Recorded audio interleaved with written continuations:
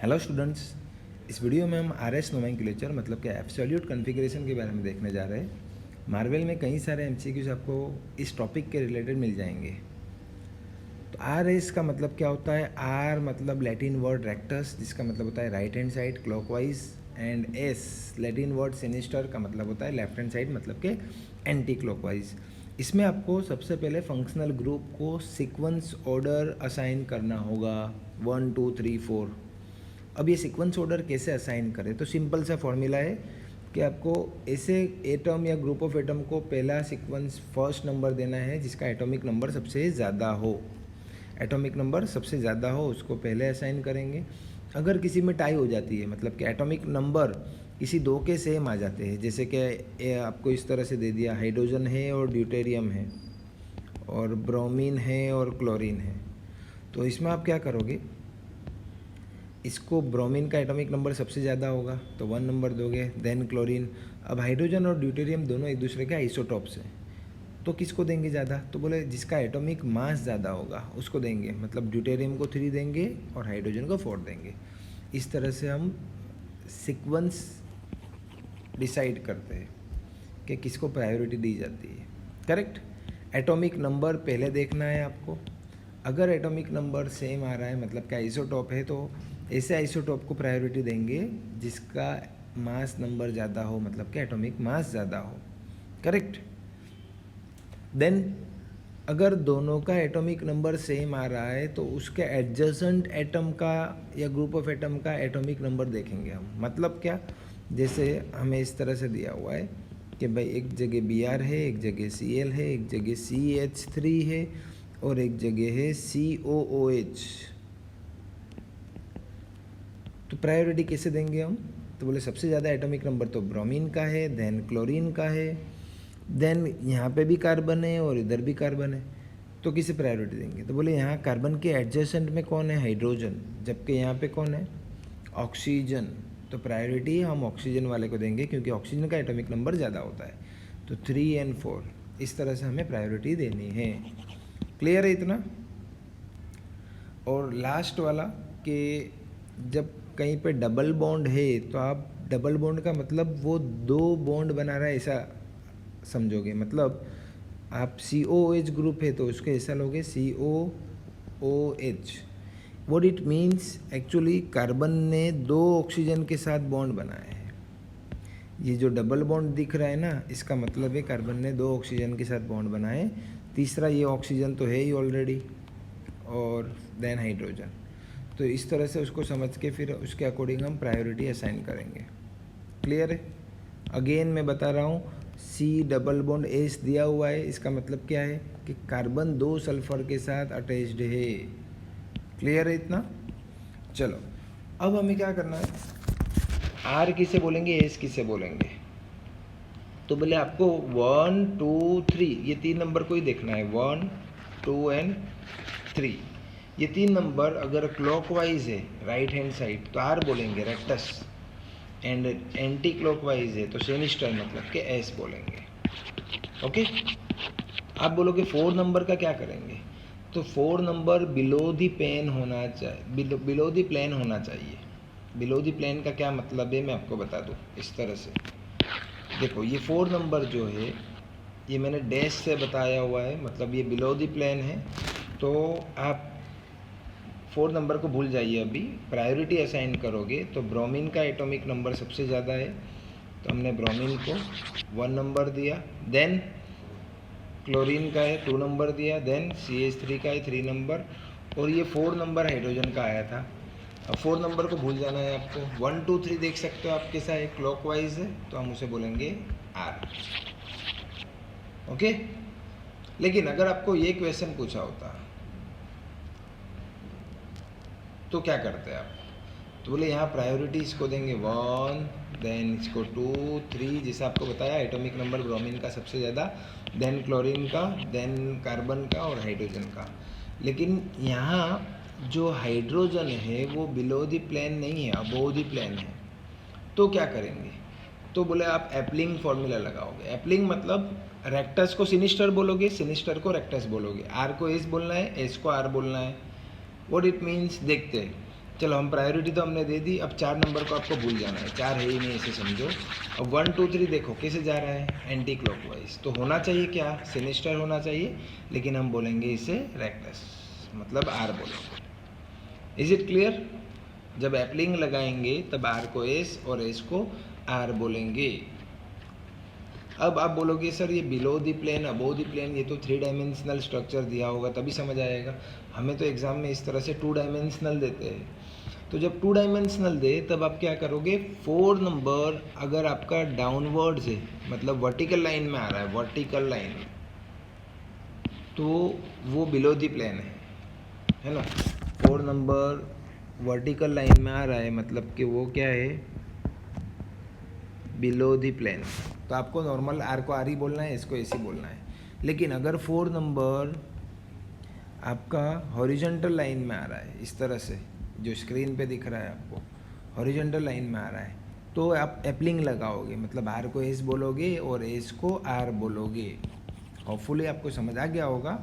इसकी बेस पे अभी हम जो एमसीक्यूज आपको पूछते हैं वो सॉल्व कर रहे हैं। जैसे आपको ये क्वेश्चन नंबर 15 में दिया हुआ है, आर एस कन्फिग्रेशन आप डिसाइड करिए। तो सबसे पहले फर्स्ट वाला करेंगे हम, प्रायोरिटी देंगे हम, तो सबसे ज़्यादा प्रायोरिटी सारे के सारे कार्बन है। अब यहाँ देखोगे कार्बन के बाजू में 2 ऑक्सीजन दिख रहे हैं, तो ऑब्वियसली प्रायोरिटी हम इसको देंगे 1 नंबर। देन यहाँ कार्बन के बाजू में कार्बन है, लेकिन इधर कार्बन के बाजू में ऑक्सीजन है ना, आप इसे लिखोगे ना COH, C देन OH, तो ऑक्सीजन एडजेसेंट है, मतलब हम प्रायोरिटी इसको देंगे 2 नंबर। देन इधर तो कार्बन के बाजू में हाइड्रोजन है, मतलब इसको नहीं देना है आपको, इसको लास्ट प्रायोरिटी, तो ये 3 एंड ये 4। अब बताइए 4 नंबर आपका कौन सी लाइन में आ रहा है, तो आप बोलोगे सर 4 नंबर हॉरिजॉन्टल लाइन में आ रहा है, मतलब आप क्या लगाओगे, तो हम लगाएंगे एप्लिंग। एप्लिंग मतलब उल्टा बोलेंगे, रेक्टस को सिनिस्टर बोलेंगे, सिनिस्टर को रेक्टस बोलेंगे। क्लियर है? चलो, तो 4 नंबर को अभी भूल जाइए आप, 4 नंबर है ही नहीं ऐसे समझो, 4 नंबर है ही नहीं ऐसे समझो। अब बताइए 1 2 3 कैसा है, तो बोले सर 1, उसके बाद 2 एंड 3 इस तरह से है ना, क्लॉकवाइज आ रहा है ना भाई, क्लॉकवाइज है, तो वैसे होना चाहिए रेक्टस, लेकिन इसे बोलेंगे क्या हम, सिनिस्टर बोलेंगे। क्लॉकवाइज है इसलिए रेक्टस होना चाहिए, लेकिन बोलेंगे सिनिस्टर। क्लियर है? 1 नंबर। नेक्स्ट, इससे कैसे देंगे प्रायोरिटी, तो बोले सबसे ज़्यादा एटॉमिक नंबर तो आप जानते ही हो ब्रोमीन का है, तो हम ब्रोमीन को क्या देंगे, 1 नंबर। देन क्लोरीन को 2 नंबर, अरे सबसे ज़्यादा तो fluorine, chlorine, bromine, iodine, okay iodine का है, आयोडीन को 1 नंबर, ब्रोमीन को 2 नंबर, क्लोरीन को 3 एंड हाइड्रोजन को 4। अब आप देख रहे हो हाइड्रोजन कौन वर्टिकल लाइन में ही है, मतलब आपको नॉर्मल फार्मूला ही लगाना है, अब हाइड्रोजन को भूल जाइए आप। और ये 1 2 3, 1 2 3 कैसा है, क्लॉकवाइज, क्लॉकवाइज होता है तो आर बोलते हैं, ओके। और क्योंकि हाइड्रोजन बिलो द प्लेन था, वर्टिकल लाइन में ही था, हम आर को आर ही बोलेंगे। नेक्स्ट, थर्ड वाला, ब्रोमीन को सबसे ज़्यादा प्रायोरिटी दी। देन यहाँ कार्बन के बाजू में एडजेसेंट में भी कार्बन है, मतलब इसको 2 देंगे, इसको 3 एंड इसको 4। अब 4 नंबर हॉरिजॉन्टल लाइन में है, मतलब हम इसको एप्लिंग फार्मूला लगाएंगे, तो लिख दे रहे हैं हम एप्लिंग फार्मूला लगानी है, मतलब रेक्टस को सिनिस्टर और सिनिस्टर को रेक्टस बोलना है। अब यहाँ देखोगे 1 2 3 जो है वो क्लॉकवाइज है, क्लॉकवाइज है ना, तो होना चाहिए रेक्टस, बट बोलेंगे क्या हम, सिनिस्टर, तो ये एस हो जाएगा, S configuration. Now last one, priority दे दो ऑक्सीजन, देन कार्बन के एडजेसेंट में कार्बन है इसलिए 2 देंगे, इसे 3 एंड इसे 4। अगेन 4 नंबर क्या है, हॉरिजॉन्टल लाइन में है, मतलब हमें क्या कौन सी फार्मूला लगानी है, एप्लिंग फार्मूला लगानी है। एप्लिंग मतलब रेक्टस को सिनिस्टर बोलना है, सिनिस्टर को रेक्टस। तो इधर 1 2 3 एंटी क्लॉकवाइज है, मतलब होना चाहिए सिनिस्टर, लेकिन बोलेंगे क्या हम, रेक्टस। क्लियर है भाई? होपफुली ये आपको क्लियर हो गया होगा। अब मार्वल में 2-3 MCQ इस तरह से भी है, जहाँ पे आपको 2 एसिमेट्रिक सेंटर दिए रहते हैं। मान लो मैं आपको दे रहा हूँ, इधर दिया हुआ है COOH, इधर दिया है CH3, इधर दिया है H, देन इधर हमें दिया CHO, CH2 CH3 और इधर दिया हमें OH। अब यहाँ देखोगे आप, ये वाला कार्बन भी जिसे मैंने बताया, मान लो C2, तो ये जो C2 है वो भी एसिमेट्रिक है और C3 भी क्या है, एसिमेट्रिक है। तो आपको ऑप्शन में इस तरह से दिया रहेगा RS, मतलब C2 और C3 दोनों की बात की हुई है। तो सबसे पहले हम किसका निकाल लेंगे, C2 का।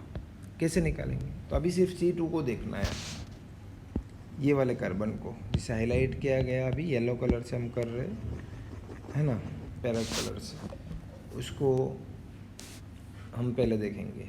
तो ये कार्बन के आसपास प्रायोरिटी असाइन करेंगे हम, इसे देंगे हम 1 नंबर, देन 2 नंबर। तो बोले सर आप देखोगे 2 नंबर यहाँ पे कार्बन है और इधर भी कार्बन है, इधर भी कार्बन है, लेकिन यहाँ कार्बन के एडजेसेंट में क्या है, तो बोले ऑक्सीजन और इधर हाइड्रोजन। तो प्रायोरिटी तो ऑक्सीजन वाले को देंगे ना, मतलब ये जो नीचे फंक्शनल ग्रुप है, मैं इसको साइड पे बता रहा हूँ, इस तरह से बता रहा हूँ, COOH और नीचे C के बाजू में ऑक्सीजन, ऐसा समझ रहा हूँ, और इधर CH3 और इधर H, है ना। इसको C2 के बारे में हम बोल देंगे कॉन्फ़िगरेशन। तो इसका 1 नंबर आया, इसका प्रायोरिटी 2 आया, इसको 3 आया और इसको 4 आया। अब आप देखोगे 4 नंबर को तो आपको भूल जाना है, हॉरिजॉन्टल लाइन में, मतलब एप्लिंग लगाओगे, एप्लिंग लगाओगे। अब 1 2 3 देखोगे तो कैसा है सर, 1 2 3 एंटी क्लॉकवाइज, मतलब होना चाहिए सिनिस्टर, लेकिन बोलेंगे क्या हम, रेक्टस, R बोलेंगे, ठीक है। तो ये वाला कार्बन क्या आया आपका, R कॉन्फ़िगरेशन शो करेगा। अब नीचे वाला देख रहे हैं, अब इसको देख रहे हैं C3 को, तो मैं यहाँ साइड पे बना दे रहा हूँ C3, इधर है CHO, इधर है CH2 CH3, इधर है OH और ऊपर क्या है, चलो सर ऊपर कार्बन, कार्बन के बाद अगेन कार्बन, देन ऑक्सीजन। तो प्रायोरिटी किसको देंगे हम, सर प्रायोरिटी सबसे ज़्यादा तो ऑक्सीजन वाले को देंगे 1 नंबर, देन यहाँ कार्बन के बाद ऑक्सीजन है ना, तो इससे 2 नंबर देंगे। यहाँ कार्बन के बाद कार्बन, उसके बाद ऑक्सीजन है, इसको 3, देन इसको 4, करेक्ट। तो ये हमने प्रायोरिटी दे दी। अब आप 4 नंबर तो वर्टिकल लाइन में ही है, मतलब इसको भूल जाइए आप, और 1 2 3 देख लीजिए, 1 2 3 कैसा है, एंटी क्लॉकवाइज, मतलब इसे हम सिनिस्टर बोलेंगे, S, ओके।